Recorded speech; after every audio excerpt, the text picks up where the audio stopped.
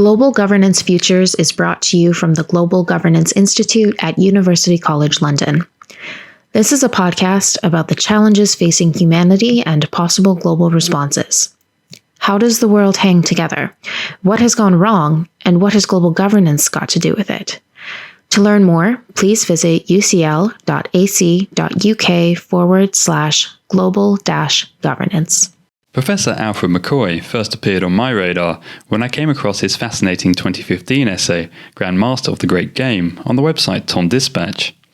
The essay wove together geopolitics and history to make a compelling case that President Barack Obama was that most rare thing, a Grand Master of geopolitical statecraft. Where others saw weakness or confusion, McCoy, drawing on Alfred Macinder's famous maxim, "Whoever rules the world island commands the world," saw in Obama's pivot to Asia a geopolitical strategy that, if successful, might have extended Washington's hegemony deep into the 21st century. Well, 7 years is a long time in geopolitics, and as they say, the rest is history. A veteran empire watcher, McCoy has continued to write on what he now regards as a terminal decline in US global power, the rise of China, and most recently, the threat posed by climate change to world order. In his latest book, To Govern the Globe, McCoy combines geopolitics, history, and climate science to look back 600 years over 3 world orders and 90 empires, to help us not only better understand where we are today, but also to project out into the future and provocatively ask whether climate change will be the endgame for world order as we know it. When the Chinese can build and operate their system for maybe 20 to 30 years, but as climate change reaches this inflection point, this serious crisis point, and China is forced to pull back its international involvement such as it might have been, the world will be faced with a situation for the first time in about 600 years at that point with no world order and the threat of really serious global disorder. So what's the alternative to this global disorder? This is Imperfect Utopia or Bust, Global Governance Futures. Professor Alfred or Al McCoy is currently the Harrington Professor of History at the University of Wisconsin-Madison. Over a 50-year career as a historian, Al has published dozens of books and hundreds of essays on the history of the Philippines, US foreign policy, European colonization of Southeast Asia, and Central Intelligence Agency covert operations, among other topics. His most recent book is titled To Govern the Globe, World Orders and Catastrophic Change, and published by Haymarket Books. We spoke with him in January 2022. That's a nice way to kick things off. I mean, this idea of, as you say, the sort of unforgiving task of the historian to weave together person, time, and place. I mean, I won't ask when exactly you were born, but I understand you essentially were born at the apex of the American, empire in a sense. So 1945. That's it. Right. Yep. Yeah. So this is at the very height of American power, really, or at least the departure point of American hegemony, or I guess within the bipolar system. And then, of course, you in the 70s, you were at Yale, at grad school, and you started working, shall we say, on the darker underbelly of American imperial power with your work on the global heroin trade. And I was just wondering, maybe you could just give us a sense of how you would locate yourself within time and place and how that's informed your work up to today. Why this project? Well, first of all, get into it. The relationship between the project and the personal. As you noted, I was born in 1945. June 1945, Germany defeated Japan's defeat over the horizon. My father was fighting with the 89th Division in the crossing of the Rhineland into Europe as an artillery officer. He transferred to the United States and was forming a new division for the invasion of Japan. My father thought certainly that he and most of his comrades were going to be landing in the home islands after the Battle of Okinawa, in which something like 50,000 U.S. troops were casualties. He thought, certainly he'd be dead, and then the nuclear bomb was dropped, and he didn't ship out for Japan. And then during the 1970s, actually during the 60s, I was a student at Columbia during the Columbia student riots, the protests over the Vietnam War. And then as a graduate student at Yale University in history, when U.S. troops were fighting in Vietnam, there was something called the draft lottery, in which the U.S. government, having had initially graduate deferments, people like Dick Cheney got 3 of them or so, maybe 4. So he didn't have to go to the war. As he said, he had other priorities. And after they started dipping deep into the poor whites of Appalachia, the Puerto Ricans, who had the highest casualty rates percentage of population of any ethnic group in the United States, African Americans, the protests from those communities started coming. So they reintroduced the conscription lottery, the draft lottery, and they cut up the calendar, and they read them off over the national radio. And I remember sitting there as we listening, and people, young men across America, listened to that, to those 365 dates being read off. And we got to 364 and 365. I was convinced that I was so afraid of going to the war that I hadn't heard my own birth date. And it turned out that there weren't 365 dates in the jar. There's, of course, leap year. There were 366. My birthday was 366, the very last date drawn. Only lottery I've ever won. So I didn't have to go.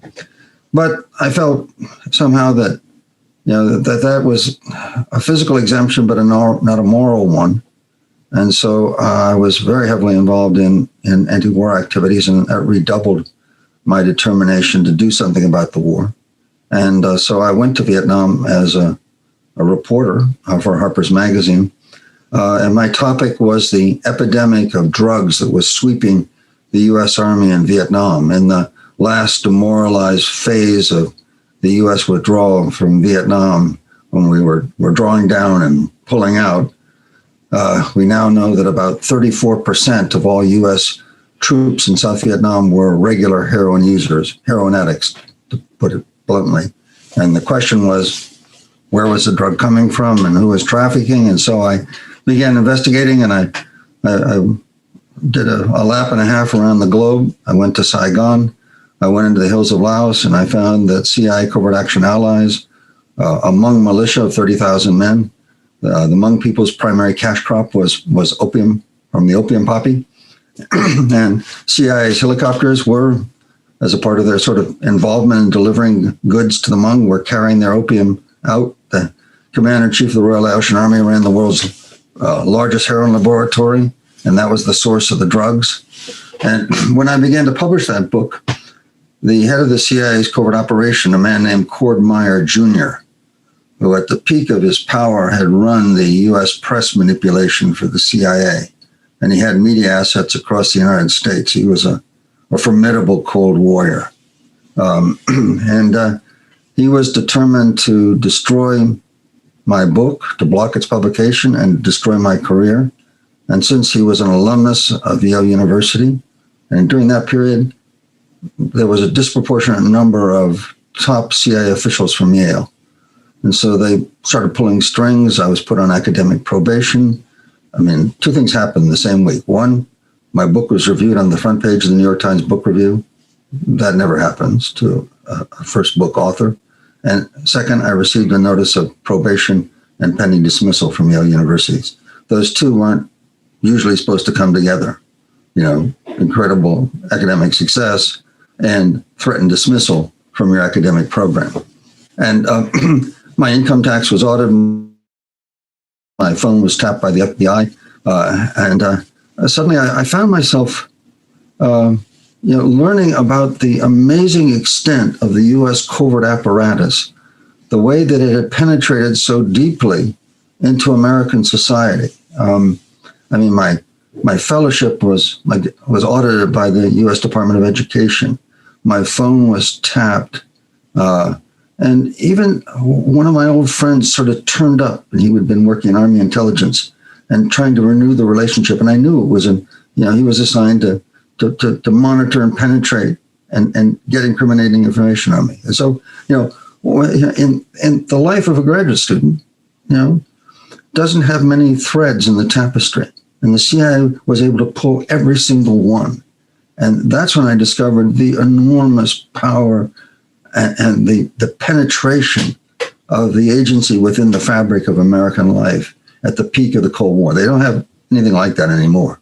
But back then, they had it. And so at the age of 26, 27, I had been given not only a first step towards my doctorate, but a crash course in the covert netherworld and the way that the world was actually operating. And so that was my introduction to global power.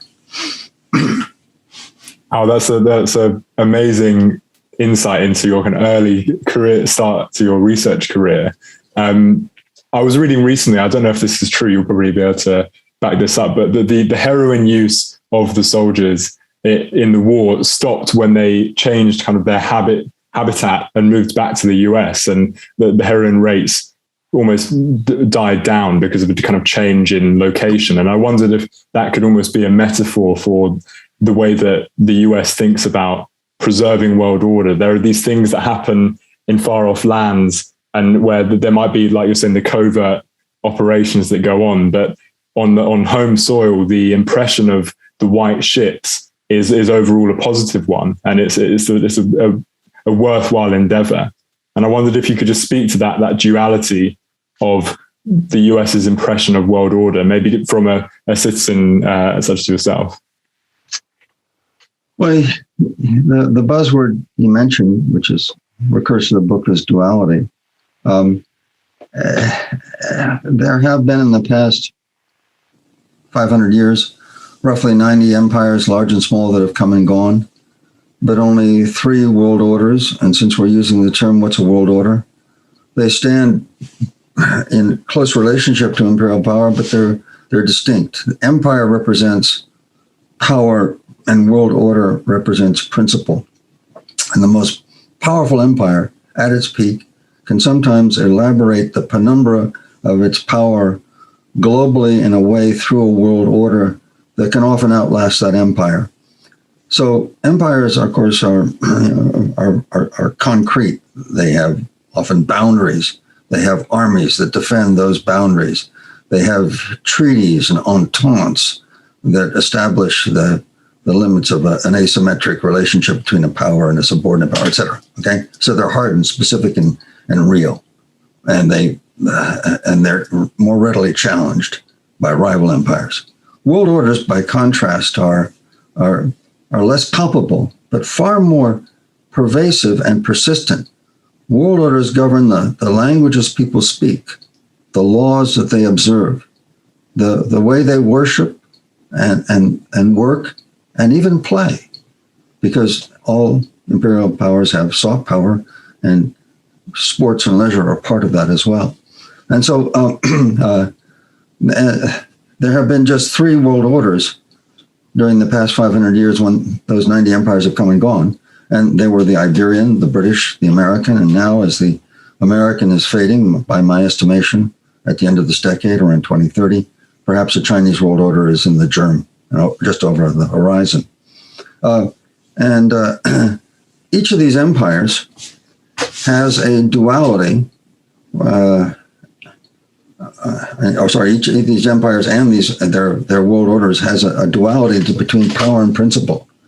And so in the era of the Iberian Age, the power was ruthless conquest of the pagan, non-Christian world, and their dominance, and indeed their enslavement. At the same time, the civil society, embodied in the Spanish religious orders, who witnessed the conquest of the Caribbean, the slaughter of the indigenous populations. People like Bartolomé de las Casas and Francisco de Vitoria, they came up with an idea that these people beyond Europe were not pagans, they were humans, and that they discovered, as Bartolomé de las Casas wrote at the very end of his life, in one of his many, many widely influential works, that all humanity are human and all humanity have rights. And Vitoria carried that into his lectures, and really the founding lectures arguably on international law. He was widely influential with nearly a century later, with the great Dutch scholar Hugo Grotius, who many people attribute the kind of creation of international law and the articulation of an international system. But Grotius, particularly in the younger phase of his career, argued for a universal human rights of all people that transcended religion and ethnicity. The people of Indonesia had as many rights and to their sovereignty as did the people of Europe. So that was, the idea of human rights was the principle that emerged during the Iberian Age, and the idea of imperial power and enslavement was the power that came with the Iberian empires. In the British Imperial Age, at its dawning, that ongoing debate over human rights led to a campaign in the late 18th century, culminating after, I think it was a petition to the British Parliament signed by 1 million people in an island nation of, 10 million people. An enormous movement by the dissident churches, the Methodists, the Quakers, and evangelical Anglicans like Wilberforce. And that culminated in 1807 when the British Parliament banned the slave trade. And then at the conclusion of the Napoleonic Wars, a little more than less than a decade later, the Royal Navy launching an 80-year campaign against the slave trade. So at the dawn of the British era, principle was clearly articulated, a principle of human rights that made the slave trade an abomination. And the British infused their era with that morality of the anti-slave movement. And it was an enormous effort. It was the primary project for the better part of 80 years, the Royal Navy. Of course, the Royal Navy, something like 15,000 sailors killed in that campaign. And when it caught at its peak, it was up to 2% of the gross domestic product of the United Kingdom involved in that campaign. It was enormously costly, arguably, some scholars have said, the most costly human rights campaign in history. At the same time, there was the power equation. Britain was spreading its empire, and like-minded empires were spreading, and they not only conquered and colonized subject peoples, but they required of them corvée labor, up to 20 days a year of unpaid, non-compensated labor to build imperial infrastructure. So it was, the British imperial era was a kind of halfway house on the progress towards human rights. And then when that system, that imperial system, which at its peak in 1900 created, 146 colonies, covered 40% of the globe and encompassed 30% of all humanity. When that system came to an end in the 2 world wars, and particularly in the cataclysm of World War II, in which over 70 million people were killed, and the U.S. emerged as an enormous power, half the world's industrial output, as much of the world was ravaged, an army of 16 million men and women, a vast armada of tanks and planes and aircraft, and of course the ultimate weapon, the nuclear bomb. At the peak of this power, the United States sat down and very self-consciously, with its major allies, constructed a new world order. And that world order also had a duality. On the one hand, there was the power, just the raw power of U.S. dominance, hegemony over the globe. But then there was the principle enshrined in the United Nations, the idea that all human beings have universal human rights, and that every human community has a right to become a sovereign nation. And that sovereign nation has inviolable sovereignty, rendering empire and colonies an anathema in this new system.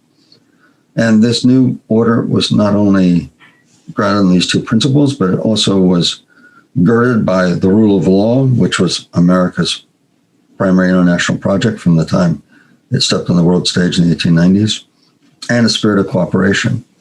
Of course, then there was that duality. The United States, having created the principle of human rights, was simultaneously developing new sophisticated doctrines of psychological torture that it propagated among its allies during the Cold War, which were arguably one of the ultimate violations of human rights. And then the United States faced with a major contradiction, okay? When you are constructing a world, at San Francisco, it was 50 nations that met, and there are now 200 nations.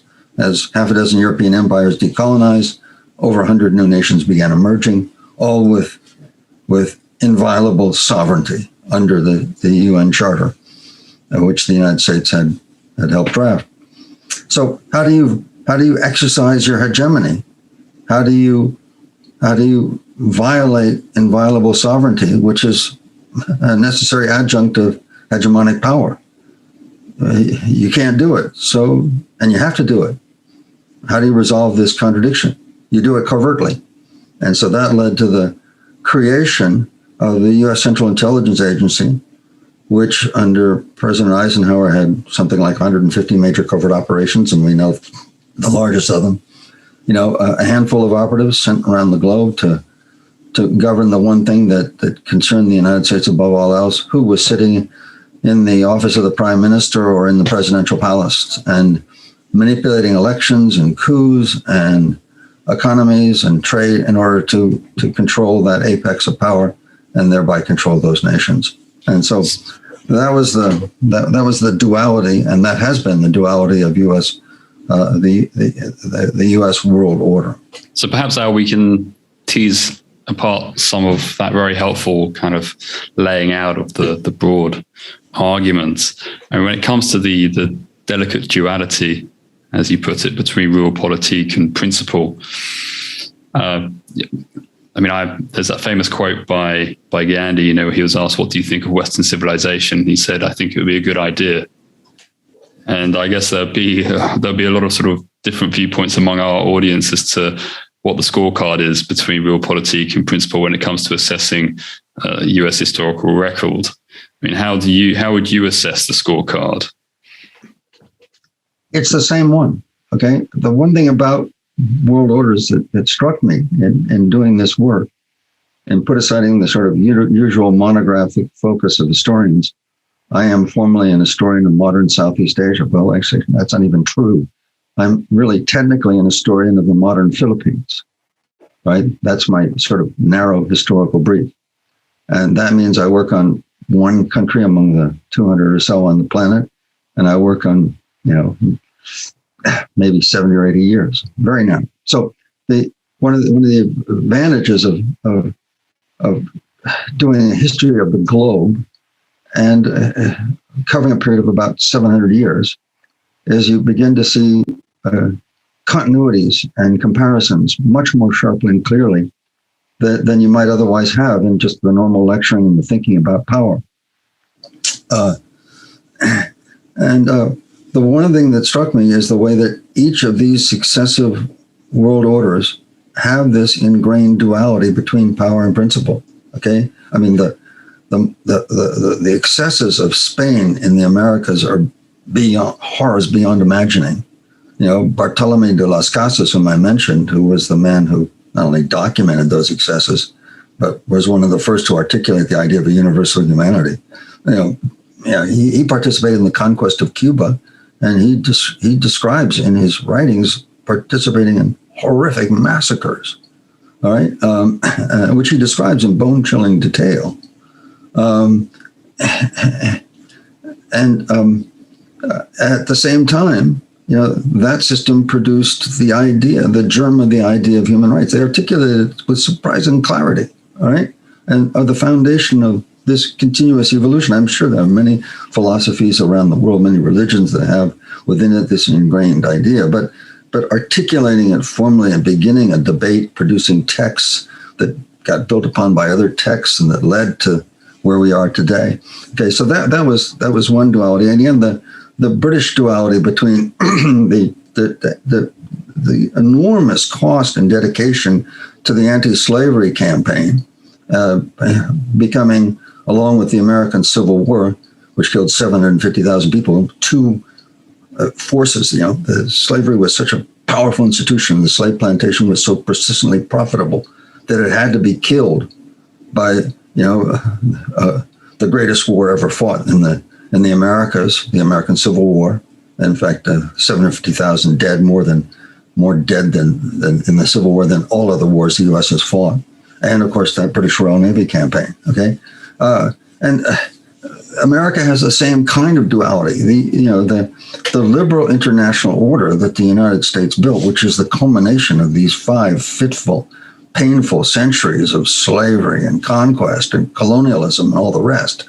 All right, those principles enshrined in the UN Charter and the Universal Declaration of Human Rights are powerful and important, and they made major contributions. One, to ending racial segregation in the United States, arguably to ending apartheid in South Africa, contributing to the decolonization of the globe and the construction of the world we have today. It's enormously important. There's a reason why December 10th around the world, particularly during the Cold War when people were under authoritarian rule, was a very important holiday for human rights activists. Okay, so the American duality is like all of them. The American empire, in its exercise of power, defied those principles, tortured, and we're still dealing with Guantanamo.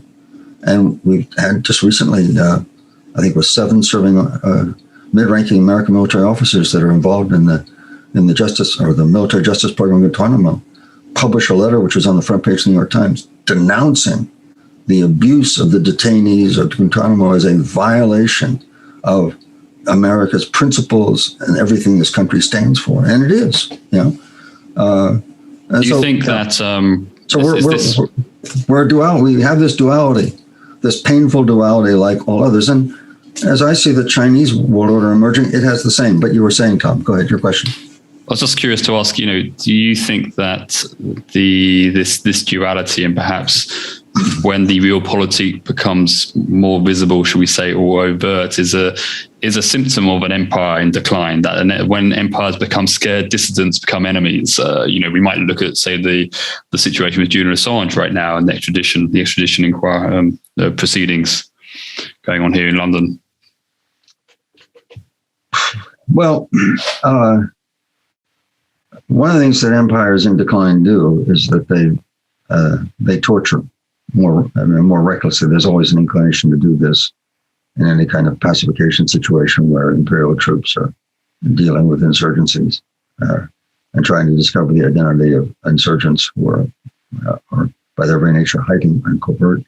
And so there's an inclination to torture. I mean, the United States military did it during its conquest of the Philippines between 1898 and 1902. It was systematic. It was called the water cure. And when you look at the photographs and the etchings, it's waterboarding, pure and simple. Empires tend to do it, but it's in their decline when the torture becomes widespread, out of control, and produces, in the modern world, a civil society reaction. The French in Algeria systematically tortured, particularly in the Battle of Algiers, and that produced an enormous protest in France itself that really undercut popular support for the continuing attempt to crush the Algerian Revolution. So we can make a case that empires in decline being challenged will torture more systematically. In the case of the United Kingdom, there were 2 major parliamentary inquiries into one torture by British forces in Aden. And then, of course, there were the very famous human rights case against the United Kingdom and Northern Ireland, in which the psychological torture techniques that the British developed in conjunction with the CIA at the very start of the Cold War, when those techniques finally surfaced during a 1971 campaign in Northern Ireland. And 5 of the people who had been used as kind of guinea pigs in applying these techniques filed a human rights case. And that's been ongoing litigation since the 1970s. The litigants are going to perhaps try again before the European Court of Human Rights. So this doesn't go away. So that's one manifestation. Yes, you can make the case that in the case of the American empire, the power side of the equation, of the duality, manifests itself. But there are other manifestations of decline as well. I mean, there's one of the prime ones is, of course, what's known as micro-militarism. and in which an empire in decline has a political elite that decides that a bold military strike can somehow recover lost power. And it's a kind of psychological cry in the midst of the enormous pressures of decline for people who are heavily invested in the imperial project. And of course, the classic case of micro-militarism was the British Suez intervention of 1956, when the British Empire was well in retreat, already arguably about half gone, and suddenly the ruling Conservative Party under Sir Anthony Eden decided that the way to do it was to invade and recover Suez, that geopolitical hinge between Britain's Far Eastern Empire and its European position. With the French, it was 6 aircraft carriers. Their Israeli allies invaded Sinai. They smashed the Egyptian armored units in the Sinai Desert. British and French Air Force swept the Egyptian Air Force from the skies, destroyed 100 aircraft or so, landed, and of course they forgot the geopolitics. Nasser didn't have much left, so he just got some rusting tankers, filled them with rocks, closed the Suez Canal, and then they also forgot that it was a changing world, that empire was no longer acceptable internationally. And Eisenhower, knew this intuitively and said that, if we back the British, they'll hate us from Dakar to the Philippines. And we can't do this. And so, Britain's economy, it's the pound sterling, once the global reserve currency, trembled at the brink of collapse. The first IMF bailout, International Monetary Fund bailout, was not for the Mexican peso. It was for the British pound. And it was $1 billion bailout to save the collapse of the pound sterling. And the ramifications would have rippled right through the British economy, which was still engaged in a post-war recovery. So, it was disastrous. And we've had our micro-military moment in the United States. Ours was more an expression of extraordinary arrogance, unalloyed imperial hubris. I mean, at the end of the Cold War in 1991, we were the most powerful nation on the planet. There was no even near peer military rival. We spent the 1990s working in a kind of 1-2 punch with the IMF, knocking down every barrier to a completely open global economy. We laid hundreds of thousands of miles of fiber optic cables around the planet. We elaborated commercial communication satellites. And by 2001, we had constructed a world in our image. The American elites in Washington, D.C. decided, to borrow Francis Fukuyama's famous phrase, that it was the end of history, that for all time and in all places, the American vision of democracy and free markets and capitalism would spread and sweep all before us. And at this apex of power, we had our micro-military moment when we decided we would intervene in, not Afghanistan, which was a response to 9/11, but a war of choice in Iraq, that somehow we could send American military forces into the Middle East, construct ourselves a bastion in Baghdad, the Green Zone, and then ramify across the region and bring the end of history to the Arab world. That somehow we could go into the cradle of civilization, the home of a millennium plus of Islamic culture, and we would just sweep this away, as if it were inconsequential.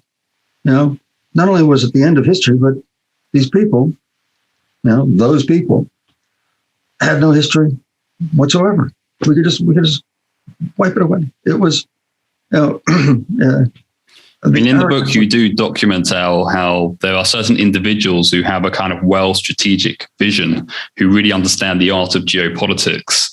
Well, that was a disaster. That was an absolute disaster, because when you think about it, what was the $8 trillion U.S. intervention in the Middle East for? What possible gain could it have had?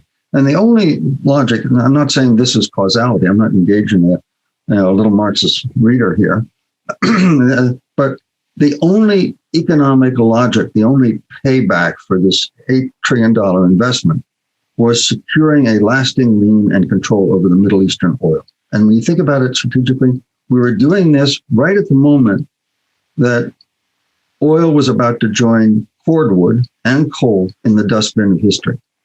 And this was a gross geostrategic miscalculation.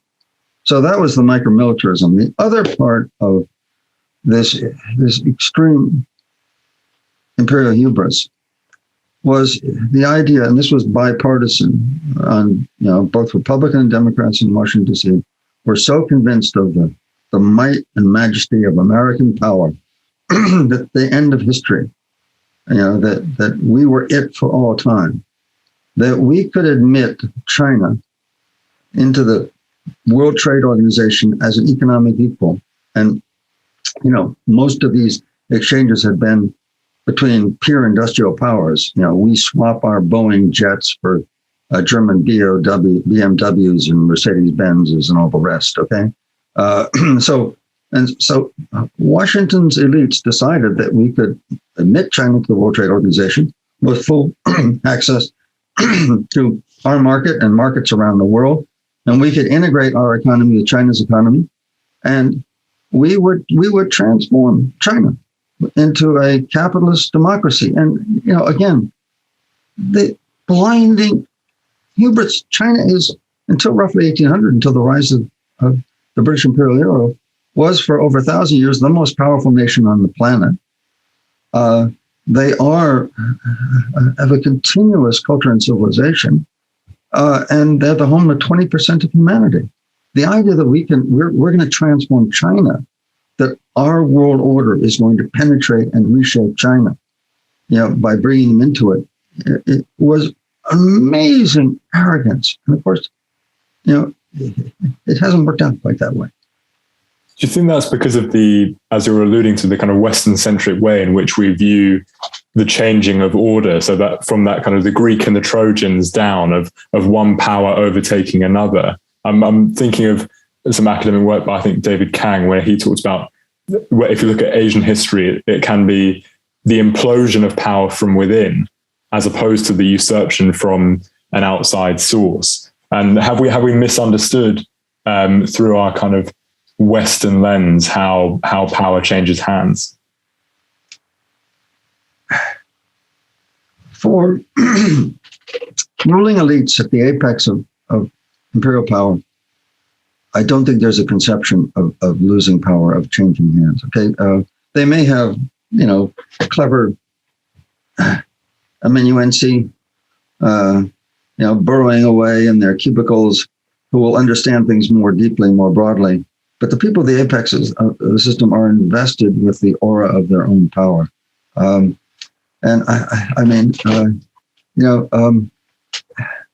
Sir Anthony Eden and the Conservative Party, that those titled lords that filled the cabinet of that day, couldn't actually imagine that an Arab, that Nasser, could defy them. And one of the things that the record's fragmentary, it's very clear that Eden didn't want to just take back the canal. He wanted to kill Nasser. He put MI6 up to it multiple times. There were several efforts, and purely vindictive. There was this unwillingness to accept the idea that somebody from one of the others could actually be a serious, significant politician, and who might challenge our power. And that's the same in the United States. There was no idea in the United States that we could do other than intervene in Iraq and remake it absolutely in our own image. What L. Paul Bremer did when he was head of the Coalition Provisional Authority, and he issued two decrees, Decree 1 and Decree 2, in which he wiped out the Ba'ath Party and then abolished the Iraqi army. I mean, he had no conception that these were human beings that had agency, that might react as they did by, using their military skills to supporting an insurgency, developing IEDs, improvised explosive devices that produced, thousands of horrific casualties among American forces and cost us billions of dollars in up-armoring our vehicles. There was no idea that, that they would do this. And again, when the United States, was convinced that it would just integrate China, these people had no sense whatsoever that China had its own powerful sense of destiny. The idea, the bipartisan idea of that we could, that we should, open our economy to China, give China every economic opportunity, engage in some technology transfer to China. There was no idea that China was going to change the rules of the game and challenge our power.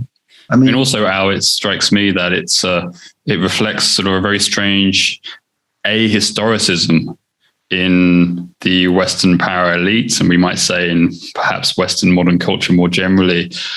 And obviously what your book really brings home is the importance of history as a kind of a lens to understand how we got to where we are today, and indeed what tomorrow might bring. Is that the sense you get, that the power elite in Washington today is much less attuned to the historical dynamics than they might have been, say, in the 1940s or 50s? Yeah, because the contrast between the founding, the sort of founders of the American world order, it was a very mixed elite. It was an enormous project because it came at the end of a war. All right, and so the military elite that emerged in command of the U.S. military by the end of World War II were really an extraordinary generation of leaders. Dwight Eisenhower, had a political education that was truly extraordinary. I mean, as a major in the U.S. Army, his first major command assignment was the construction of the Philippine Armed Forces. He built an entire nation's army as basically a mid-career officer, when he should have been sitting in a barracks filling up reports on the fitness of about 1,000 men. Okay, instead he created an army of several 100,000 men as that experience, and the combination of those kinds of experiences and then the immersion in this great global war gave that generation an intuitive sense of, first of all, the importance of allies, the reality of persons and places beyond the United States, the necessities of coalition warfare and coalition building. And so that generation of political and military elite, which were fused at that point in the mobilization for a total war, were extraordinarily skillful in the global apparatus they built. And they, if you read the records of the National Security Council, although they're not aware historically, they're aware geopolitically of what they need to do. And one thing that I learned, and it sort of came very late in this project, was as I was writing these successive chapters on the Iberian, the Dutch, the British, the Americans, suddenly it struck me that historically, the one thing that they had all shared, despite an amazing span across centuries and amazing diversity of cultures, the one thing that all of these global hegemons had shared was the attempt to control the Eurasian landmass. That as their powers in the ascent, their control of the Eurasian landmass expanded, and in their decline, that failure of control also became evident and weakened and crumbled. All right. I'm glad you brought that up, Al, actually, because one of the reasons why I got so fascinated by your work was indeed that you introduced me to Mackinder's idea of the world island as a geopolitical strategic sort of pivot. Perhaps you could just explain that briefly in this context. Yeah, sure. At the apex of British imperial power, when there was a challenger now on the horizon, Germany, circa 1900, a relatively obscure geographer named Alfred Mackinder, who was one of the founders of London School of Economics, and pursued much of his career there. He published an article in the Royal Geographical Journal in 1904, arguing that there was this entity called the World Island. And the map is very useful. And you just sort of redrew the map a little bit differently. Well, first of all, it's fundamentally different the way the world map is drawn in the United States. For over 100 years, every American school child has sat in a classroom at middle school and in their civics classes in high school with a world map, right? It's a necessary artifact. And you sit there in classroom, the teacher's droning on, you stare at this map, okay? And you're introduced involuntarily year after year to geography. And the American vision of the world in that map is very simple. North and South America are at the center of the map, and then there are these two blobs, which is this bisected Eurasian continent that are on either side that are of inconsequence, okay? Mackinder's map, of course, was a map of the world as it is, showing Eurasia and Europe, Asia, and Africa as a unitary landmass within these outlying inconsequential islands like Iceland, Greenland, North America, South America, Australia, okay? And he argued that that the heartland, a kind of Central Asian, a larger Central Asian region, was the pivot to controlling the whole of Eurasia. And he argued that the dynamic of world history had been an epic struggle between the landsmen who, for 1,000 years, up to the Great Death of 1315, right up to that moment, they had, the hordes had swept out of the steppes and successively swept across Europe for literally 1,000 years. And that by the age of exploration, the sea, the navigators began to dominate the landsmen. And this was the larger dynamic.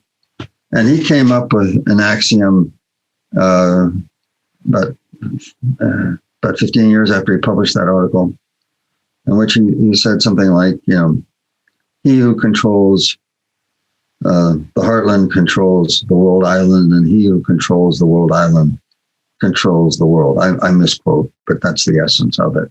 Okay. And although there are other scholars who have made important contributions to the development of the idea of geopolitics as a study, Mackinder is really the man who pulled it all together, and in that single seminal article, brought the idea, the practice of geopolitics. All right, and so in my work, what I essentially did was to rediscover the dynamics that Mackinder had, as a geographer, had described, just the historical dynamics underlying the processes of contesting for control of the world island. And that great generation of American leaders, whom I referred to, people like Eisenhower, several hundred senior American military leaders who were involved either at the apex or middle levels of building the apparatus of American power at the end of World War II, intuitively understood, from having fought that global war, that they had to dominate Eurasia. And when you look at the array of American military power during the 40 years of the Cold War, it's all about control of Eurasia. And there's one line in an important book, I think it's called After Tamerlane, by John Darwin, who's an Oxford historian. And he said that, it's just one little, this massive sort of like, 700 or 800 page book. It's a real doorstopper, very interesting work, right? And it covers, from the whole of the Eurasian landmass from roughly the 13th century. So there's a reason it's long, but in there, there's this single line towards the end that the U.S. Imperium became the most powerful in world history because it was the first in 1,000 years to control both axial ends of Eurasia.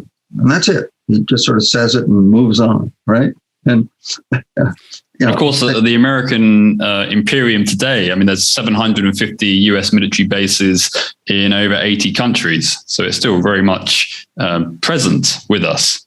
Yeah, but it's the way that architecture was self-consciously constructed. Okay, the axial ends, of course, in 1949 were NATO, when the Cold War was really getting going.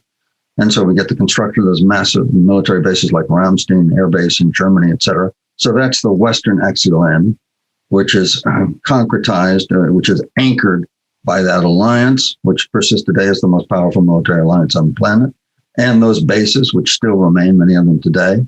And then there was the eastern end, almost simultaneously in 1951. We signed mutual defense pacts with Japan, Japan, the Philippines, and Australia. 2 years later, we signed one with South Korea. And so we got this Pacific littoral, and that was the other axial end. And then for the rest of the Cold War, we laid on top of that sort of successive chains of steel. First of all, the alliances, NATO, CENTO, CETO, ANZUS, okay, right down that southern rim. And then initially two powerful U.S. fleets, the Sixth Fleet in the Mediterranean Atlantic, the Seventh Fleet in the Indian Ocean and Pacific. And when the British pulled out of Bahrain, we created the Fifth Fleet and took over the old British base there. And that was the kind of the middle part, the Persian Gulf and the Indian Ocean. And then, hundreds of military bases with over 1,000 jet fighters, all ringing around that Eurasian landmass, locking up those two great landed powers, China and Russia, during the Cold War, confining them and dominating that landmass. And that has been the underpinning of U.S. global power. Like the Portuguese, the Dutch, the British, we dominated Eurasia. That was the epicenter of our global power. And it's amazing how that has been forgotten in Washington, D.C. Yeah, so I think we want to pivot shortly to looking at the way China is disrupting this imperium. But before we do, the podcast is called Global Governance Futures, and I'm curious to ask, to you, how would you understand global governance? Because you say empire has become kind of tainted, but empire itself is one of the most venerable forms of human governance. And I wonder, through that lens, is global governance imperialism? Is global governance geopolitics? Because today, very often what you hear is global governance has a very strong kind of liberal gloss. It's the management of the global commons in the sort of global public interest. So how do you understand that terminology, which you do use in the book? Again, it comes back to that duality I described. In the current iteration, in the Washington world system that we've been living in since 1945, there are the formalities. There are all the annual meetings of the UN General Assembly, the regular meetings of the UN Security Council. There are the international conventions governing every form of human activity imaginable.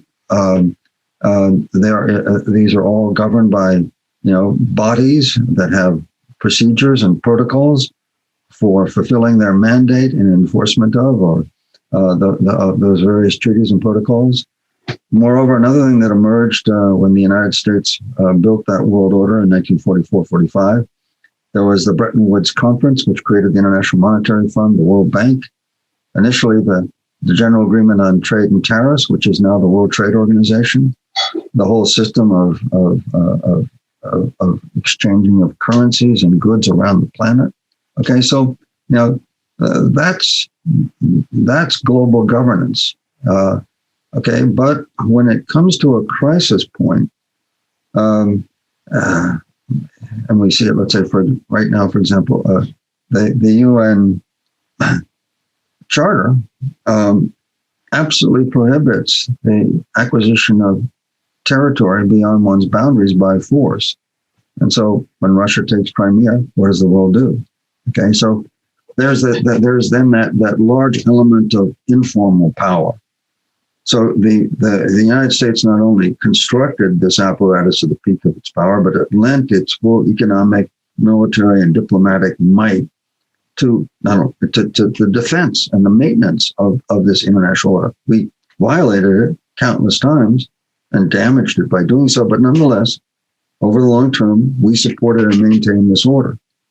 And now what we're faced with is as a really interesting question, as around the end of this decade, around 2030, when by and we can talk about why that's going to happen, when U.S. hegemony is going to be effectively over, can this liberal international order, as it's operated for the past 70 years, with the human rights, the respect of national sovereignty, the international rule of law, resolving disputes among nations instead of through armed conflict, all that. Will this liberal international order, will this survive this hegemonic transition? So there is that duality that I described between power and principle has in our era gained these very real institutional manifestations. And to look at those institutional manifestations, I wondered, in your great book with the kind of long look at history, does the power always precede the principle? And thinking in a futuristic sense, could the principle precede the power, or would that not work in a world order fashion? Because I'm reminded of, I think, was it Roosevelt who said, that the diplomat should carry a big stick and talk softly. But it often feels that the stick is carrying the diplomat in a way, that, the power is wielded in such a way that diplomacy is then retrospectively, or principles are retrospectively used to justify something. And so when we look forward, is there a way in which, looking at Buckminster Fuller and the idea of working for 100% of humanity, that principle could precede power in that duality? Sure. One thing I discovered from looking at the evolution of these ideas over this long period of 500 and 600 years was that the default mode for any empire is the exercise of power without restraint, without limits. And so the power part of the equation is ingrained in hegemonic or imperial power. The principle, which often serves as a check on the exercise of that power, comes from civil society actors. Okay, so when you think about it, who was it that articulated these principles and imposed them upon their respective metropolitan governments? Well, in the Iberian age, it was Dominican friars, the church. And in a certain sense, if you think about, late medieval into emerging into early modern Europe, the church was the embodiment of civil society. And so it was the church that articulated these principles, and in constant dialogue with the monarchs of Portugal and particularly Spain, tried to impose these principles upon the monarchy and get them to adopt them. All right. So in the same thing that happened in the British, when Britain was rising in the 18th century, by the latter decades of the 18th century, Britain was the dominant power in the transatlantic slave trade, carrying over half the slaves across the Atlantic during that period, and not only increasing its percentage, but the numbers soared. And this was an important British imperial project, the slave trade, and the integration with the British colonies, sugar-producing colonies like Jamaica and Barbados and the Caribbean. And then where'd the principle come from? It came from the dissenting churches, the Quakers, the Methodists, evangelical Anglicans. They conducted this moral crusade, this great national debate that got carried into Parliament, and for decades that led to the abolition by Parliament of the slave trade. The British diplomats at the Congress of Vienna, in I think it's Article 15 of the Congress of Vienna, have the most ringing denunciation imaginable of the slave trade, with the kind of language that one would expect in the 21st century. Okay, and this carried through to the American period. Okay, when Americans were constructing this world order, and I mean these were conferences, at Bretton Woods with John Maynard Keynes and top American Treasury officials all sitting down and working out how they were going to operate the global economy. And there was another conference at Dumbarton Oaks in 1944, which is just outside Washington, D.C. And the major powers got together and they decided that the UN would be dominated by the Security Council, which would have the 5 great powers, Britain, France, China, the Soviet Union, the United States. They would control the UN, and Franklin Delano Roosevelt said the General Assembly would be a a little place for the smaller nations to get together once a year and blow off steam. And that was it. That was the grand. It was supposed to be an imperial club. They took that to San Francisco when the Latin American republics, who had a prior conference, turned up, and they had very different ideas of the structure. And then American civil society groups turned up, things like the NAACP, the National Association for the Advancement of Colored People, the major African American civil society organization. Several activist Jewish groups turned up as well. Labor organizations turned up. And in the debate in San Francisco, American civil society in these organizations, in its institutional array, engaged American diplomats, international diplomats, and the UN that came out of it was very different than that had been crafted behind closed doors at Dumbarton Oaks by the major powers. Okay,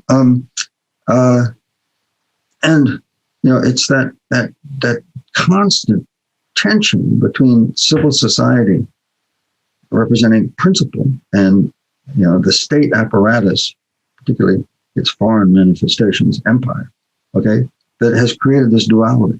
All right. So I think that's really helpful, Al, and certainly in the global politics scholarship, scholars like Robert Cox have always invested civil society with a crucial role in shifting the sort of structural parameters of how power is exercised, and of course, calling power to account and opening up new possibilities.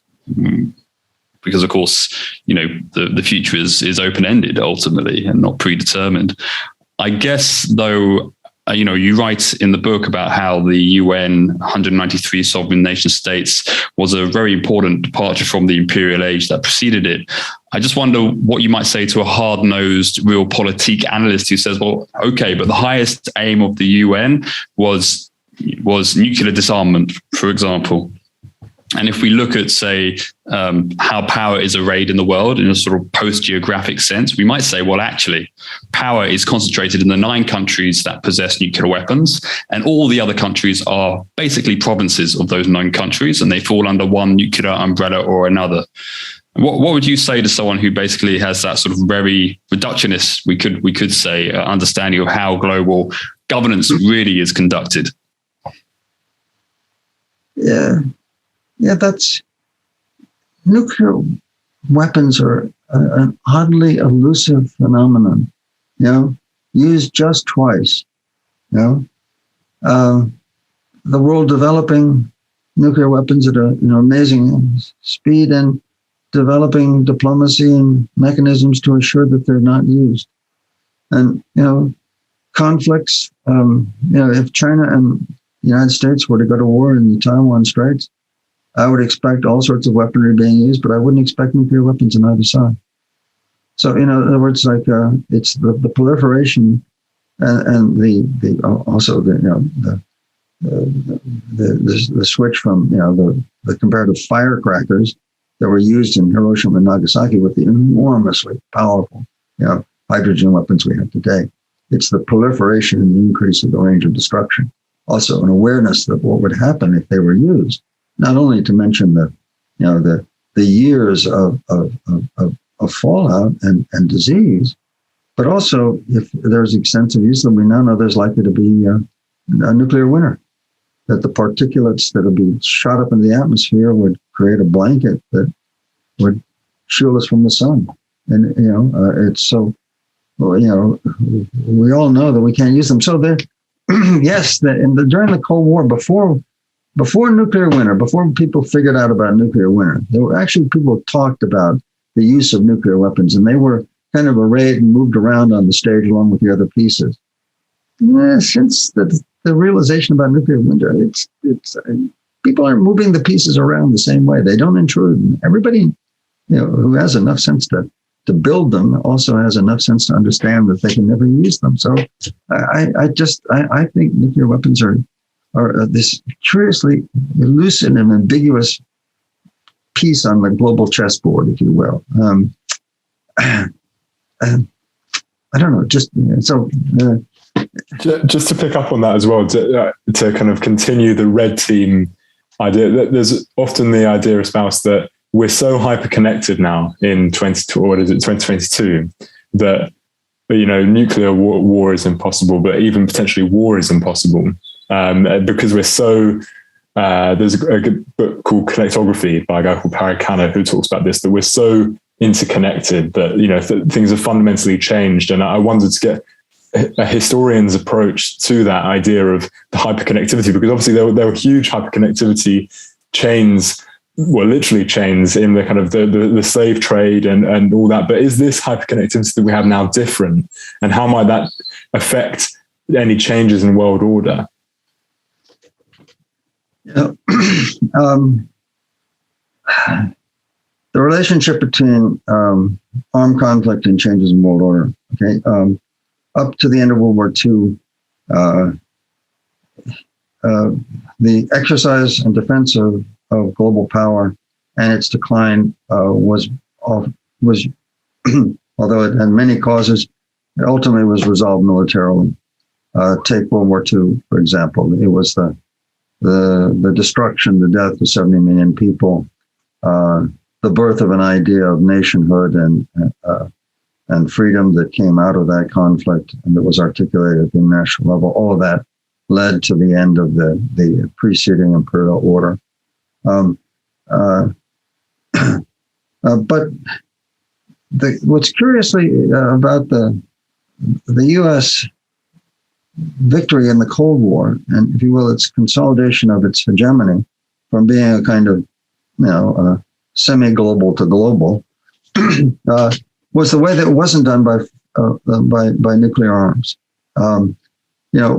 Once the Soviet Union and the United States achieved what was called mutually assured destruction, and they came to the brink of thermonuclear conflict in the Cuban Missile Crisis, both powers pulled back. And nuclear weapons were not a significant element in the Cold War. In fact, very quickly after that, within a decade of the Cuban crisis, you got the start of detente and the strategic arms limitation talks and all the rest. Okay, but the conflict continued.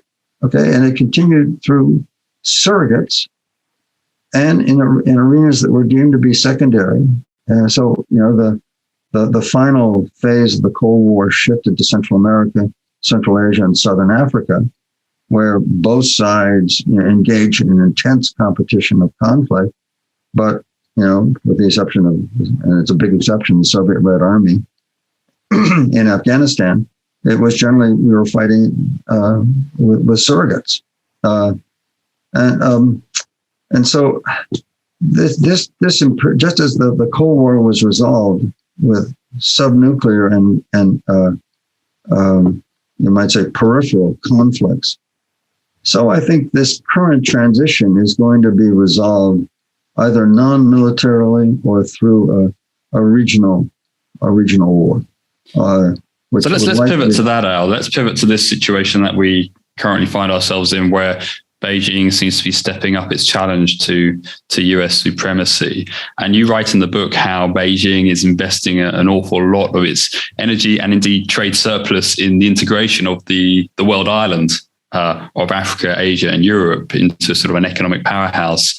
Now, some scholars argue actually that it's a misnomer to think that China has some sort of grand strategy. There's recent books come out by Shahar Hamiri and Lee Jones that argues that actually China is not monolithic, it's not unitary, that it doesn't really have a grand strategy. Indeed, there's a lot of fragmentation within the Chinese power elite.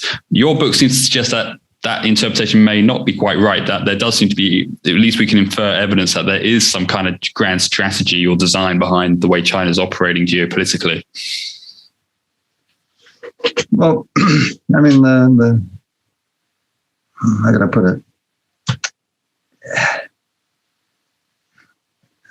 If we measure the actions rather than the process by which the actions are achieved, there appears to be, at least in geopolitical terms, a surprisingly clear Chinese strategy for challenging U.S. global power. All right. When China was admitted to the World Trade Organization in 2001, and in the next 15 years, while the U.S. was spending $8 trillion dumping blood and treasure into desert sands, China was becoming the workshop of the world, and by 2014, they'd accumulated $4 trillion in foreign exchange. And at that moment when China was cresting in 2013, President Xi Jinping stood up at Nazarbayev University in Kazakhstan, and he articulated what became the Belt and Road Initiative. And he talked about it very clearly. He talked about building infrastructure to overcome the distances and to build an integrated market that would stretch from the Baltic Sea to the South China Sea.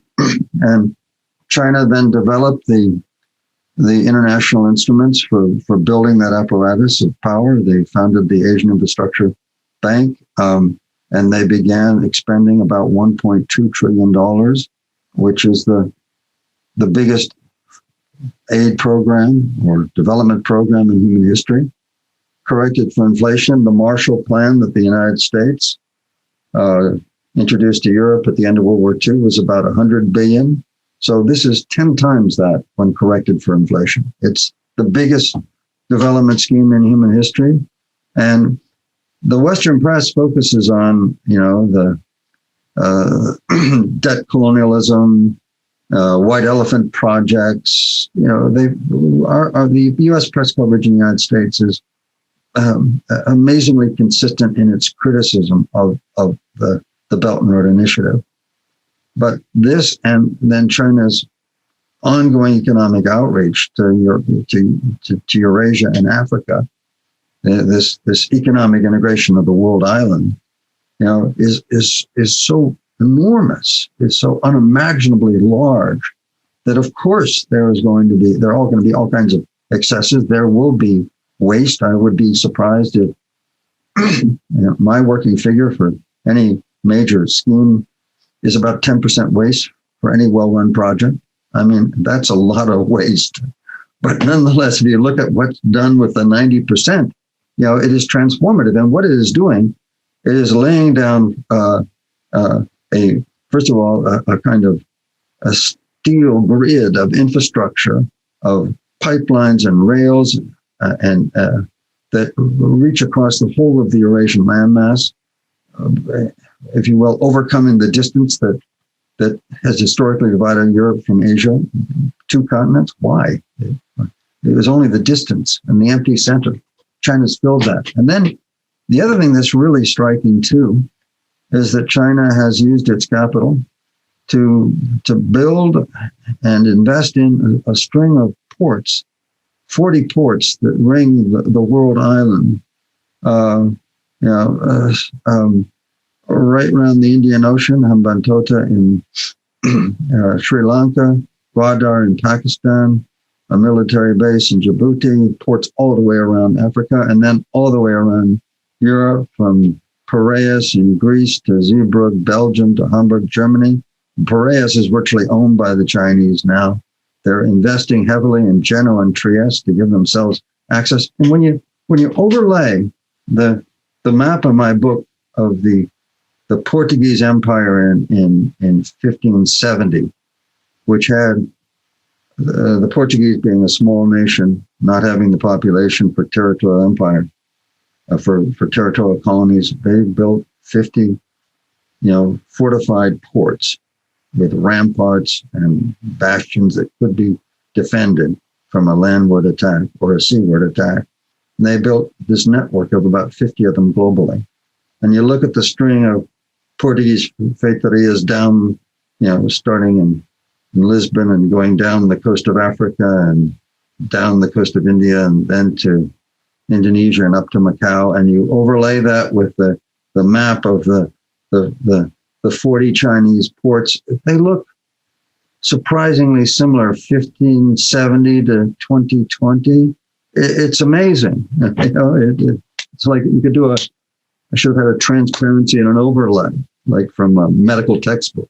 It's phenomenal. Okay, so they've laid down this very potent infrastructure, and then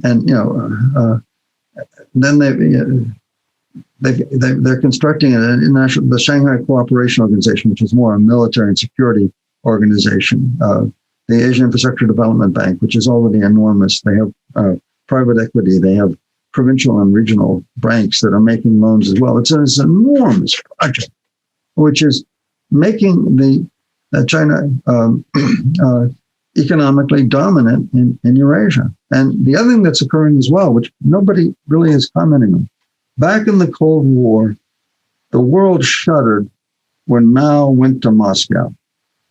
And suddenly you had, not only the establishment of a unified communist government in China, but a Sino-Soviet alliance.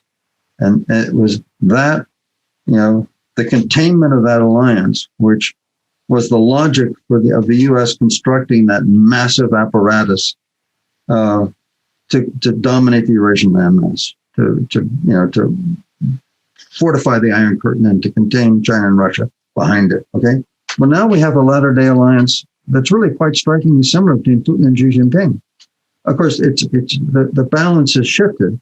Back in the 1950s, it was the Soviet Union that was the economic power and the technological innovator, and the Chinese that had the raw foot soldiers, which were thrown into the Korean War at Stalin's behest. Now the balance has kind of shifted. Russia's got the military might and China's got the economic power, but nonetheless, the combination of that ad hoc alliance is really shattering successively the U.S. controls diplomatic, political, economic, and military over the Eurasian landmass. And the flashpoint in that whole thing, if it's going to occur, to go back to this question about the relationship between the decline of world orders and military power, if that's going to occur, it's going to occur at the eastern axial end of America's dominance of Eurasia, in that chain of islands from Japan through the Ryukyus, Okinawa, Philippines, down to Australia, what Chinese call the first island chain. And the Chinese are really, in terms of, their geopolitical strategy, I don't know what academics are saying, but you ask the U.S. Navy, you ask the U.S. Air Force, you talk to these guys privately, and they'll tell you that they think they're engaged in a serious long-term challenge from China, running right down that island chain. And most of them, particularly the aviators, know that if it comes to a conflict, they'll lose. The simple fact of the matter is we have to project our forces 5,000 miles from Pearl Harbor in Hawaii, and the conflict is going to occur within probably 200 miles of the Chinese coast. So let's say we have 2 supercarriers, we can get 150 jets in the air, and the Chinese can get 2,200 jets in the air. Plus the Chinese have what's known as a carrier-killing missile, which the U.S. Navy regards as a very serious threat to its carriers. And then there's the cutting edge of technology. Right now, China is probably a near-peer military competitor, but very quickly in a number of technological areas, China is emerging by the end of this decade as a peer competitor. And they're already ahead of us in one critical area of technology, hypersonic missiles. Hypersonic missiles fly at a minimum speed of about 4,000 miles an hour. They're so fast that nothing can stop them. And all of the U.S. tests of hypersonic missiles are basically burned up from the extreme speed. China has successfully tested one as of last October. And the hypersonic missile with its low orbital re-entry is basically a death for any aircraft carrier. U.S. supercarriers, bigger carriers simply mean bigger targets. So the reality of China winning that conflict, pressing relentlessly, means that China will probably push the United States functionally out of that first island chain, take over Taiwan, consolidate its control without an overt conflict. One of the things about naval power that again, we all know the big battles, Lepanto, Trafalgar, Philippine Sea, etc. In which one navy destroys another. But what are navies doing in between those very few engagements, what is these 200-300 ship navies of China and the U.S. actually doing? What I think they're doing is through their incessant patrolling, they're weaving a cat's cradle of control, turning the great global commons of the open oceans into de facto imperial zones of control. And so China is engaging in that. That's what's going on. This constant pushing and back and forth along that first island chain. China is swarming Taiwan with jet flights, swarming the East China Sea, challenging the Japanese. There was late last year a joint Chinese-Russian fleet basically circumnavigated Japan. It's that's going on. And as China's technological edge develops and its sheer military capacity develops, eventually that pressure, if it works as it's supposed to work, will just push the United States back to Hawaii. Oh, just to take that point, if the three of us and anyone watching or listening kind of zoomed out and we were extraterrestrials looking at the long history and the mix of power and principle, the atrocities and the virtues of, for example, the US reign and the US world order, as an extraterrestrial, we would be asking, what's the issue? If say there was no conflict between China and the US, but a kind of a handing over of the reins of this kind of elusive, as you put it, world order, what's the issue? What might be, obviously I'm a devil's advocate a bit, but what might be the issue there? What when viewed alongside the atrocities of the US in the creation of their empire and their world order, what's different? What's unique about this manifestation? Sure. This is not what I call the transatlantic baton pass from Britain to the United States, generally amicable, although it had its rough edges indeed over Suez and all that we talked about earlier, but nonetheless, essentially amicable. Transfer of power and even positions like the Bahrain base from the Royal Navy to the U.S. Fifth Fleet, etc. So this is very different. First of all of the powers we've been talking about, Portugal, Spain, Holland, Britain, United States, were participants in that fitful, painful 5-century debate over human rights that culminated in the UN Universal Declaration of Human Rights in 1948. China had an autonomous cultural development that was very much outside that debate. Their elite do not go to law schools. They're not schooled in these principles. These ideas don't permeate their culture the way they do the West. So this is the first global hegemon to emerge outside the Western community that had not participated in that debate. So they essentially have no investment in the international rule of law and in these principles of human rights. So that's one stake. The other thing that's very important, if you recall our conversation earlier when I said that, that every empire exercises its power, and the principle comes from civil society. The Dominicans under Spain, the dissenting churches in Great Britain, the civil society groups in the United States representing various ethnic and religious communities in the United States, and like organizations from around the world that convene in San Francisco. China is, first of all, it's not only a communist state, but it's a 21st century communist state in which they have perfected surveillance. The Great Firewall of China cuts China off functionally from this web of international communications on the internet. And then within China is an incredibly effective instrument for crushing dissent. So China is going to be not only a nation that emerges on the world stage outside this Western tradition of human rights, but also one that has crushed its civil society. I mean, yes, there's lots of ferment in China. There are all kinds of, it's a complex society with many debates and ideas, but the state can tamp that down through these unparalleled strength of its surveillance and police repressive apparatus.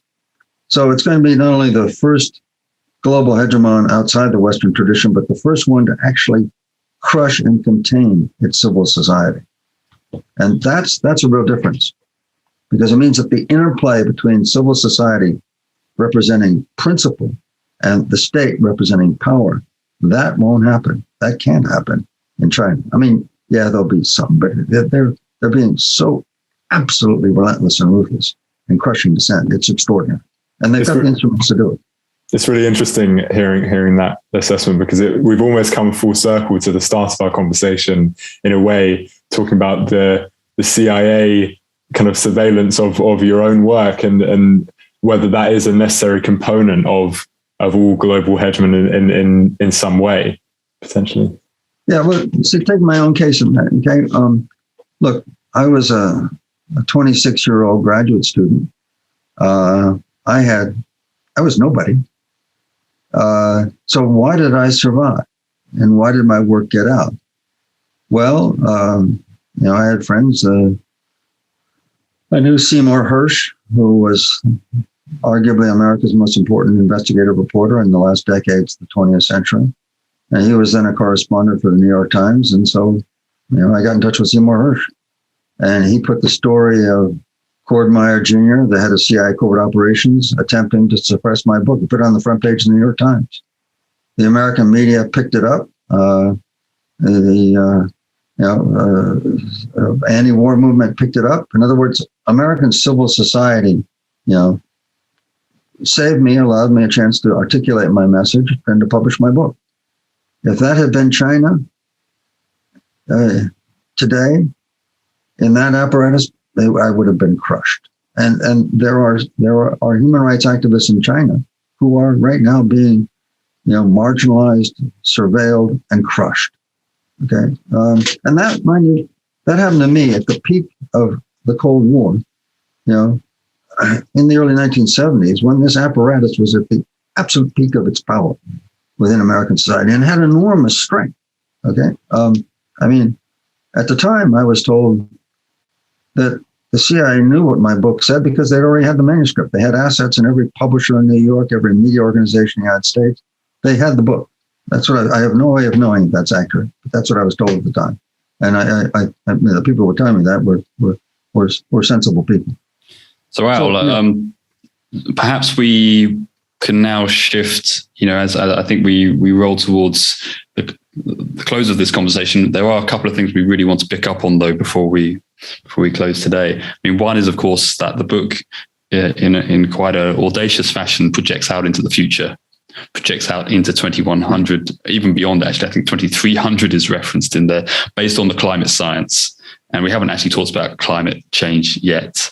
So in the book, you basically predict that China is likely to become a peer, or even maybe perhaps push beyond the US power by 2030, become the hegemon in 2030. But that it's the Chinese world order is also likely to blink out by 2050 due to possible major climate change impacts. So perhaps you could just lay out that scenario. Why will Chinese world order, according to your read of the science and sort of blending that with your geopolitical expertise, why do you think it's going to be so short-lived? Sure. You've introduced the third variable in my model for what constitutes a world order. It rested, as I say in the introduction of the book, on the factors that we've been talking about.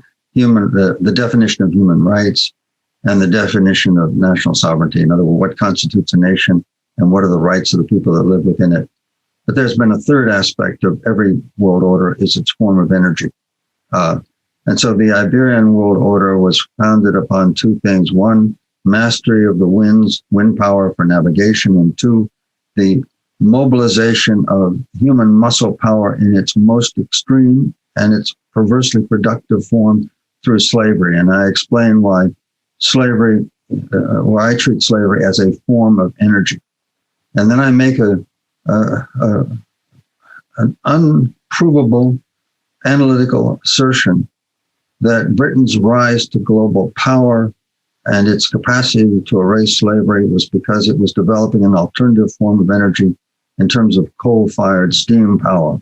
Not only the big engines that Watt first put into mines and mills in the UK, but also the smaller engines that were put on board trains and ships, and ultimately inside factories and sugar plantations worldwide.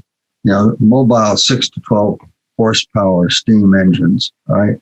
And that this is, as Britain's slave campaign proceeded from abolishing the slave trade to abolishing slavery to then actively extirpating slavery, that was in a way fueled by this alternative form of energy.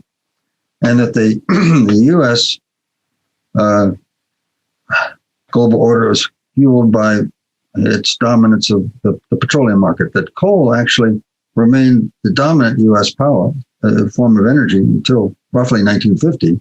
So the rise of petroleum is coincident with America's rise, and that's why we talked about the penetration of the Middle East, the whole Iraq War, as an attempt to consolidate control over that oil. All right, and so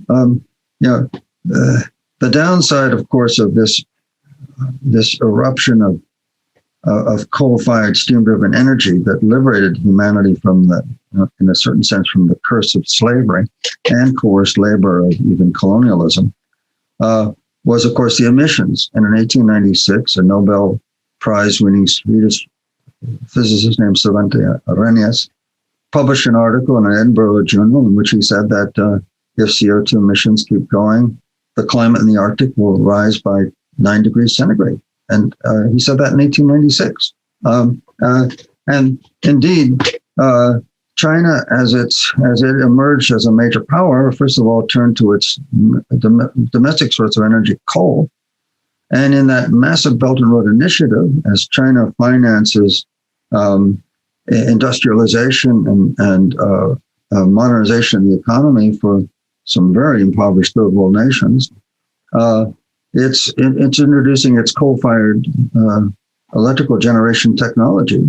And China, right now, in terms of its own domestic growth, is still relying upon coal. China is responsible for 30% of the greenhouse gas emissions today.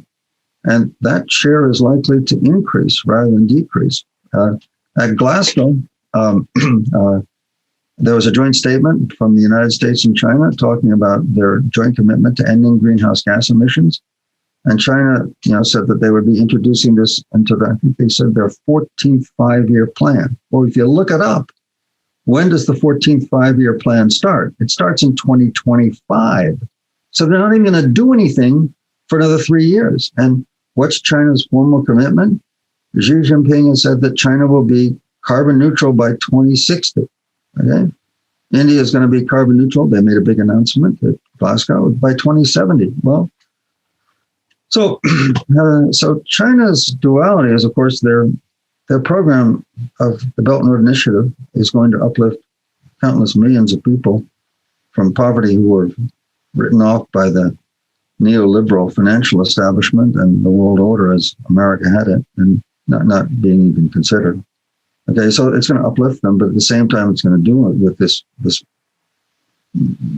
polluting energy that is going to frustrate attempts to deal with global warming. So, one thing I did in the book, in that last chapter that you referenced, was I predicted what's going to happen for the rest of the 21st century, and I did so mindful that every time people in my discipline, history, which I believe is, the reason I'm an historian because I believe firmly that it is the most supple and sophisticated of all the social sciences.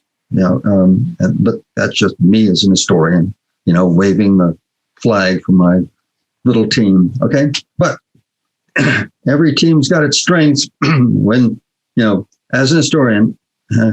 We are really good. When it's over and we know what happened, we can tell you not only what happened, but why it happened just that way and no other. We're really good at that.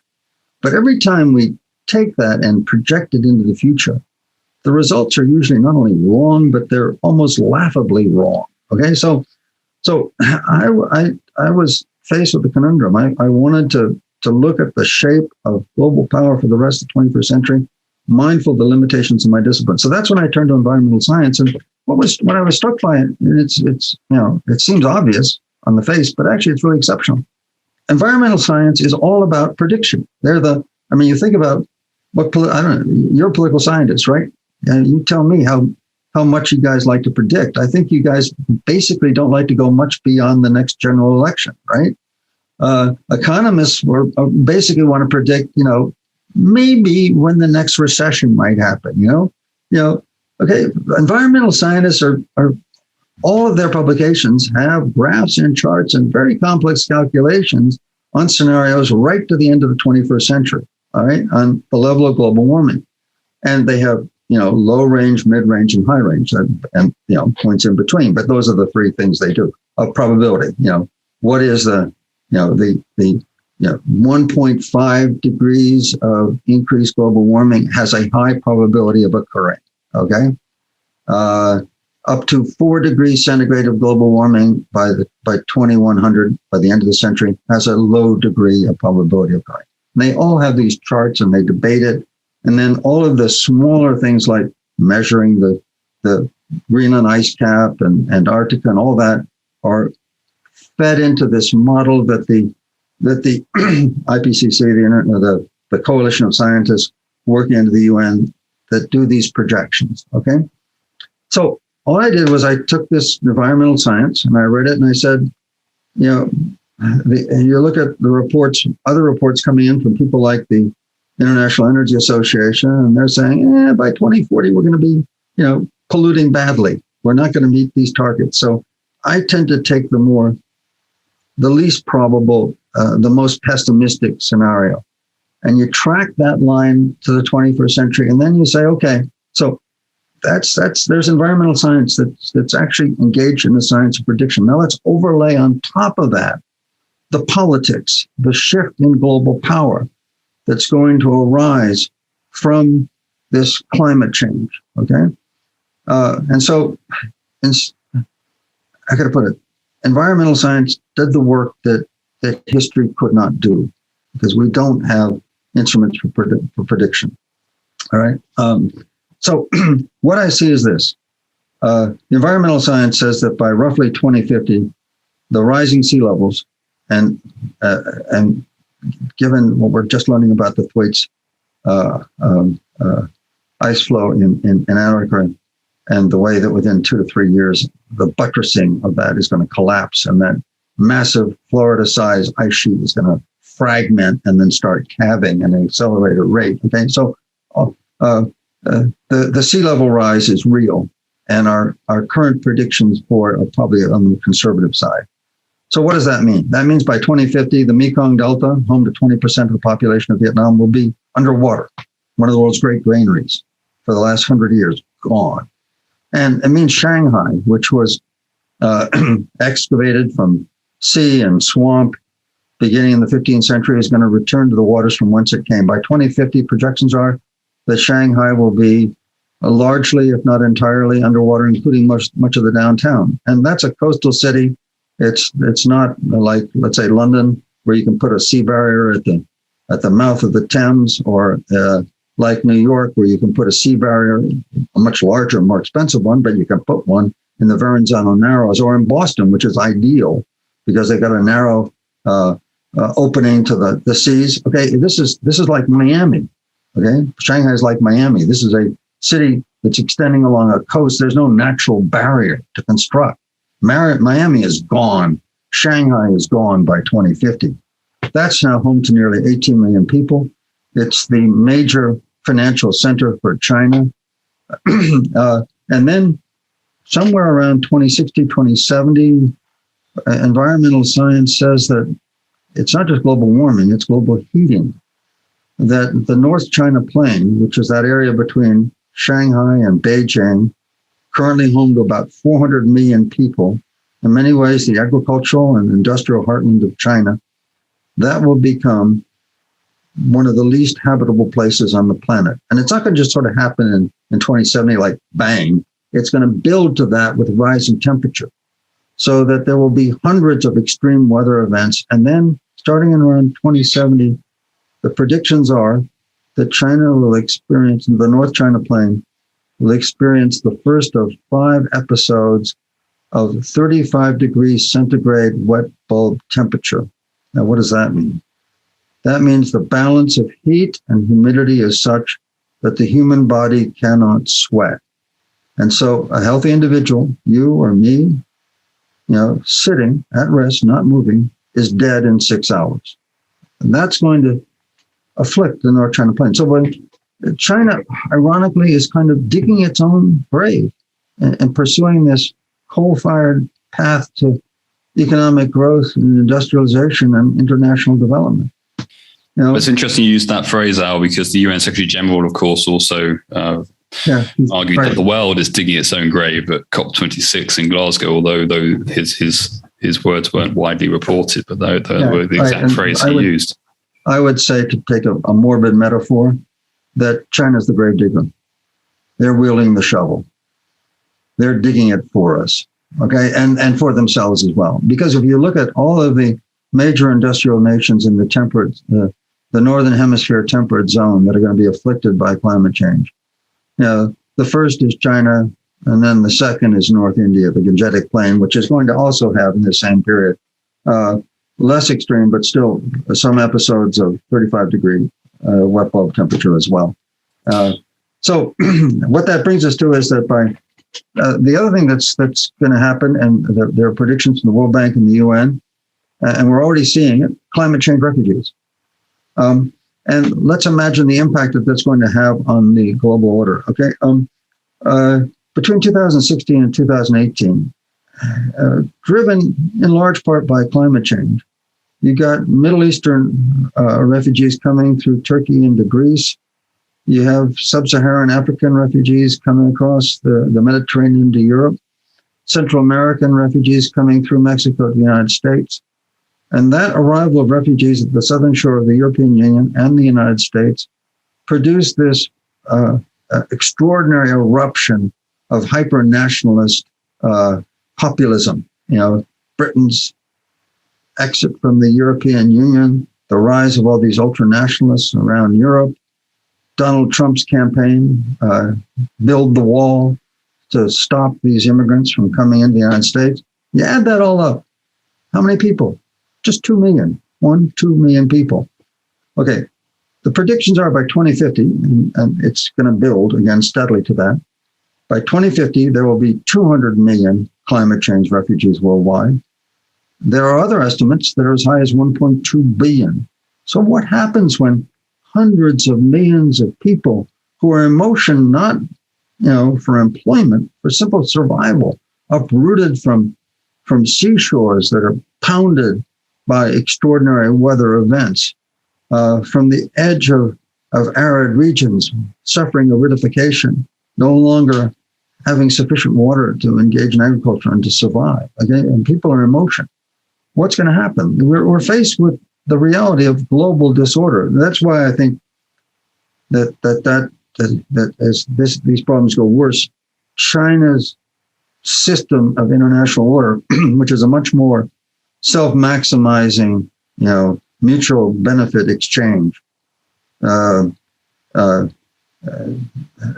self-maximization, that system will grow. And the international cooperation, which has been the spirit that undergirded this entire Washington world over the last 7 years, that begins to fade. So when the Chinese can build and operate their system for maybe 20 to 30 years, but as climate change reaches this inflection point, this serious crisis point, and China is forced to pull back its international involvement, such as it might have been, the world will be faced with a situation for the first time in about 600 years at that point, with no world order and the threat of really serious global disorder, because this is not going to be, grand conflicts. These are going to be the most primal and miserable kinds of conflicts fought all across the planet for arable land and for water. It's going to be, the potential is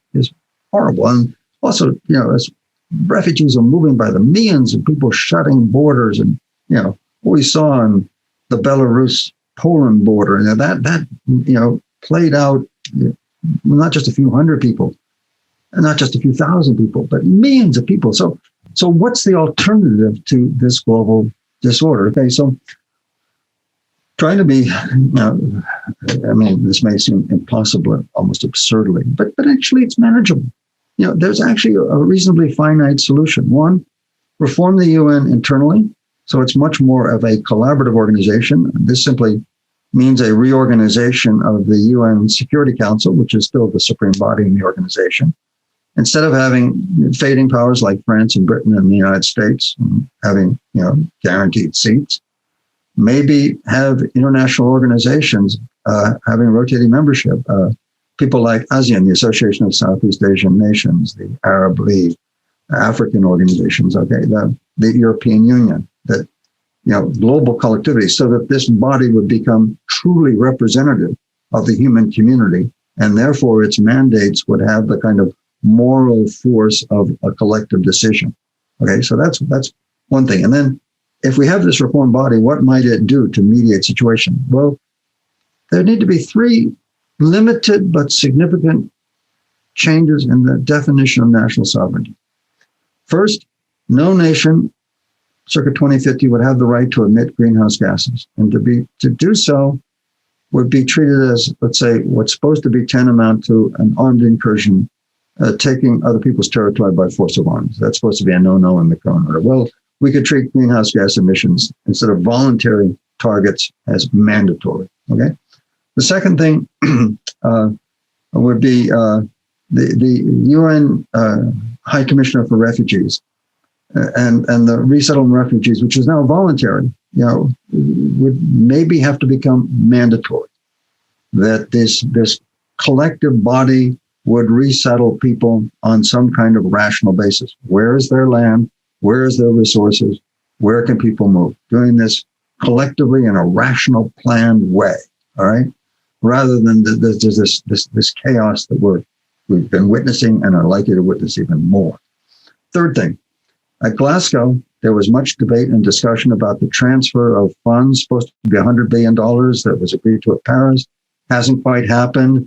Voluntarily from the prosperous, temperate nations to the climate-afflicted tropical nations. Those funds would have to become, transfers would have to become mandatory. A small tax on gross domestic product of a couple of percent. Small, for those that have it, large for those that receive it. And this would then be used to remediate climate change so that the maximum number of people possible could shelter in place and not have to go through the agony of disruption, which is mass migration. And these reforms are actually small and really quite manageable. And we have the international organizations, we have the debate, the discussion, the civil society to discuss them. And I don't think it's going to be the presidents and prime ministers sitting in their cabinet rooms or sitting in their seats of the UN are going to do this. This is going to take, as it always does, an international civil society movement to create this. If you think about the environmental movement now, what are its demands? Well, stop emitting. Okay, that's it. Okay, that's a pretty narrow agenda, given the scale of the problem, the impact it's going to have on human life and society. This movement needs to get a more coherent agenda. Kind of like what happened in 1945, when the world powers, the international civil society organizations, debated over the structure of the UN. Yeah. So we have work to do, some serious work. That's very helpful, Al. I think it's good to set out an agenda. And some might argue that the problem obviously lies at a very deep structure in terms of, a form of industrial civilization, if you will, a form of extractive, exploitative industrial logic, which has been extended through modern technological innovation. And we somehow need to get a grip on that, what some refer to as the technosphere. And perhaps just to close out this conversation, I hope we've done some justice to what is really a magisterial work for our times. And I really recommend our audience pick up a copy of your book. I mean, I was very struck by the final chapter where in many ways the geopolitical analysis kind of fades out. Really, we're left with, well, here is the climate science and here is the sort of the, in a way, the geological reality that we're going to have to contend with here. And it made me wonder, what kind of evolutionary historical shift are we about to move into here? I mean, is it a change within the world, within the sort of system? So a change from, say, one form of capitalism to another, as you elaborate between the Dutch and the British to the US and so on? Or is this actually a much larger scale change in how we as a species operate on the planet? And so are we on the precipice of some kind of much more radical change of the system? And if that is the case, as you've done in this book, do we need to really extend our gaze beyond the social sciences, the 600 years of geopolitics, to actually take into account other analogies from, say, evolutionary or even geological sciences? Do you have any thoughts on that? Well, yours was an invitation to make a grand statement, which myself as an historian, grounded in that empirical reality of person, time, and place, I don't know if I'm the person to do that. But let me answer that question by sort of foregoing the invitation to some stunning, sweeping philosophical vision of the kind that I, again, being an empiricist, being a historian, that's not my last. As a cobbler. Energy. The one thing we didn't talk about very much was that I said one of the key attributes of every world order is energy. The Iberian Age, the mastery of the winds and the maximization of the output of human muscle power through the slave plantation, the sugar-producing slave plantation, okay? And then in the British Imperial Age, the discovery of coal-fired steam power. And then in the American Age, the switch to higher BTU output petroleum, okay? So each of these imperial ages has had a form of energy. And in order to survive and to cap climate change, not to end it, because there's what's called committed warming, and the CO2 that's up there in the atmosphere, that's there, okay? But to cap the emissions, all right, and to maybe keep this at a manageable level, I don't think 2 degrees centigrade would be possible, but maybe 3 rather than 4. But anyway, to cap it as much as we can, 2 things have got to happen. 1, everybody's got to switch to electrical energy. And 2, the grid around the globe has got to switch to renewable sources of electrical energy. Okay.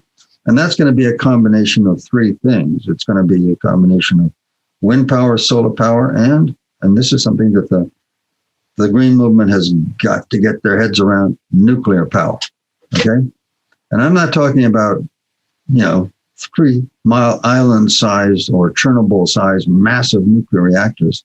I'm talking about micro nuclear reactors, the kinds that are on actually every major university campus. Okay. Which engineers start building them.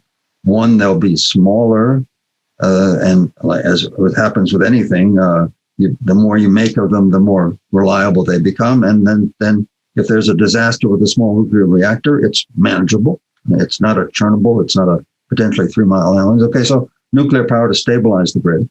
But what we're going to be seeing is then particularly solar power, is the shift away from this massive, highly centralized petroleum energy infrastructure, which not only has the 7 sisters, but all of the imperial power and the wars like the U.S. intervention in the Middle East that are fought to control this finite resources. When the world is pulling their power from the sun and the wind, you're going to have a decentralization, a diffusion of energy control right around the planet. And that's why I think that what I'm talking about is the recreation of the UN as a much more collegial body, that there might be a coincidence between this diffusion of energy, the basic driver of every world order, all right? So that's in the mid-20th century, we can construct a world order that's much more collegial among nations and much more democratic in its sources of energy, to have a body that really represents, if you will, the aspirations of humankind and forges collective solutions that allows us to cope with the consequences of climate change. Thank you, Al. Yeah, I think it's never too late to start, you know. Thank you very much for your... The political, this has been a useful conversation, because I never thought that before. Again, I have this factor in these other areas, but I didn't bring it into the final bit of the book of the political implications of this more democratized form of solar power, because where the sun shines, that's where you have your energy. Everybody puts up their panels. I don't know. I put them up on the roof of my house. I've got my own battery pack, I can detach from the grid. And as people around the world do that, I mean, good heavens, opium growers in Helmand province are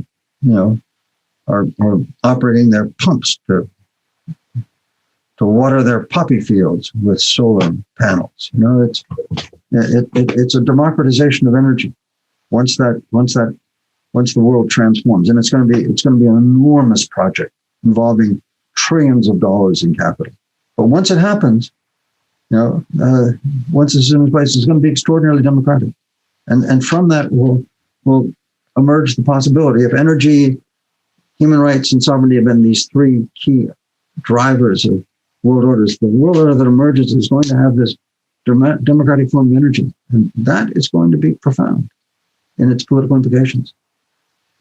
Thanks for making me think those thoughts. Good. Oh, thank you. No, thank you. I will have to get you in for when that book has been written by you. That'll be the next one. The political implications of democratization of energy. But thank you so much for kind of walking us through your book that came out, I think it was October, To Govern the Globe. Is it Haymarket Books, the publisher? And we'd recommend it here at the podcast. We've really enjoyed it. And it's been a great conversation. Al, thank you so much for taking a considerable amount of time to talk to us today. And we hope you enjoyed it as much as we did. No, I did. And if you could send me a link when you're done, that's I'll greatly appreciate it. And also, in this globalized market in which we live, you can't get the hard copy book but you can order the Kindle, so that if you want to read the book on your device, you can get it. Amazon will sell you a Kindle. There you go. Another global artifact of the age in which we live. Yeah. Brilliant. Thank you guys for this was a very interesting and challenging conversation. Thank you. Thanks for tuning in to Imperfect Utopias or Bust, Global Governance Futures. If you liked this content, please do leave us a comment and subscribe. If you're new to the show and you want to get a list of our favorite books, other resources, listen to past shows, and to join our community, go to ucl.ac.uk/global-governance.